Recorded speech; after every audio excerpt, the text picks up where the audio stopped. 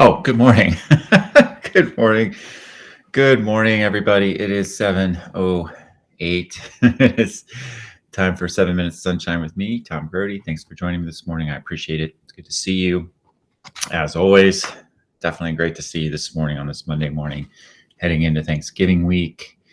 I wanted to highlight, though, that I definitely wanted to highlight that Saturday was Transgender Day of Remembrance, which is November 20th each year. I wanted to send love to all of my trans friends, all of our trans allies, all the folks who love our trans community. And I wanted to just read a little bit about Transgender Day of Remembrance. Stonewall put this statement out, and I wanted to just read it. Transgender Day of Remembrance was started in 1999 by transgender advocate Gwendolyn Ann Smith as a vigil to honor the memory of Rita Hester, a transgender woman who was killed in 1998. The vigil commemorated all the transgender people lost to violence since Rita Hester's death and began an important tradition that has become the annual Transgender Day of Remembrance. And this is a quote by Gwendolyn. It says, Transgender Day of Remembrance seeks to highlight the losses we face due to anti-transgender bigotry and violence. I am no stranger to the need to fight for our rights, and the right to simply exist is first and foremost. With so many seeking to erase transgender people, sometimes in the most brutal ways possible, it is vitally important that those we lose are remembered and that we continue to fight for justice.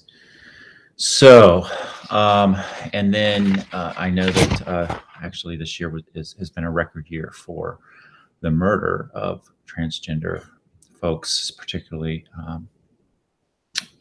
people of color, people of color, and just wanted to bring that. I just wanted to highlight Transgender Day of Remembrance today, and what I see happening in the State House. There's just an absolute outright attack on our transgender community all over the country, but here in Ohio as well. It's bullshit. Thank goodness for groups like Equality Ohio who are working hard to fight against this craziness, but it sucks. And what's happened is, frankly, the Republican Party really goes to the most vulnerable and attacks them. And I, as a gay man, know that, experienced it quite a bit back in the 90s, as we were the pedophiles who were coming after their children. And so law after law attacking our community. And that's how Equality Ohio, one of the reasons Equality Ohio was started, the big reason was to fight back against the attack, but then also to put laws in place to protect our community, our LGBTQ plus community. So what happens is we gain more acceptance, and it just moves over to the most vulnerable, and the most vulnerable happen to be our transgender community. And I'll tell you what, we can't stand for it. So please support Equality Ohio. Please support LGBTQ organizations. Please support our trans community. Please uplift our trans community. Please educate folks and reach out and do the best you can to be a good ally, is what I would have to say. And I'll tell you, it's amazing as there has become more acceptance in parts of our communities. I see more and more trans folks coming out. My daughter Amarette has a classmate who has come out as trans. She came out at the end of 6th grade. I'm sorry, he came out at the end of 6th grade. And if our 6th and 7th graders are able to embrace their classmate, which they have, so can we. So can everybody. So can our state. So can our community. So we can do this. Anyway, I wanted to share that this morning. Please do what you can. Please support our trans community. I'm going to do the practice today. I'll get back to the 101s. I'll get back to the 101s tomorrow. And I'm going to do this real quick, starting with our values. Starting with our values this morning. Anchor yourself in your values as we head into this Thanksgiving week. Mine are love, courage, family, and community. What are yours? Use your superpower. Mine is to inspire to be in spirit. What is your superpower?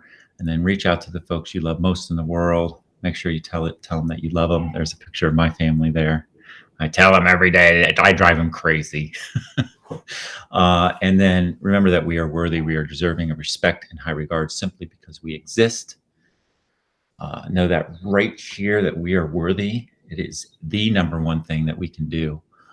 It's a game changer to know that we are worthy and deserving of respect and high regard simply because we exist.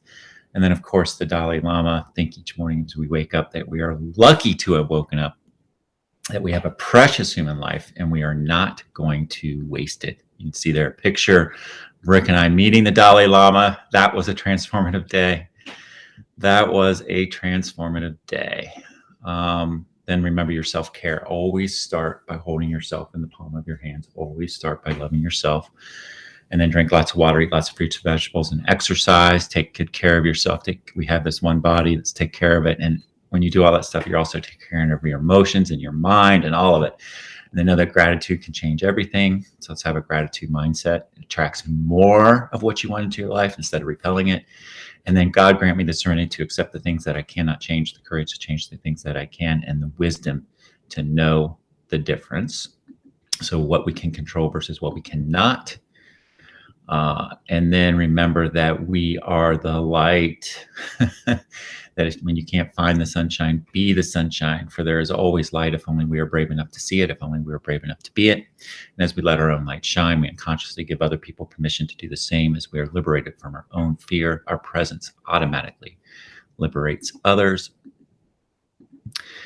And remember that they are us, they are us, they are us, even the folks that are putting those stupid bills forward. They are all part of us. We got to give them room to grow. We got to educate them. We got to stand our ground, but we got to stand in our values, but we've got to educate, and we got to find common ground, and we've got to change hearts and minds. We've got to do it. We've got to do it. They are us. Let this grim era of demonization in America begin in here and now. We've got to do that too. Lead with love, do the right thing, use a golden rule and do the right thing. And then lastly, what we're all working on, and that is we will not go back to normal. Normal never was. Our pre-corona existence was not normal, other than we normalized greed, inequity, exhaustion, depletion, extraction. We should not long to return, my friends. We are being given the opportunity to stitch a new garment, one that fits all of humanity and nature. We are doing that together, all of us. Our LGBT community is doing that. Our broader community is doing that.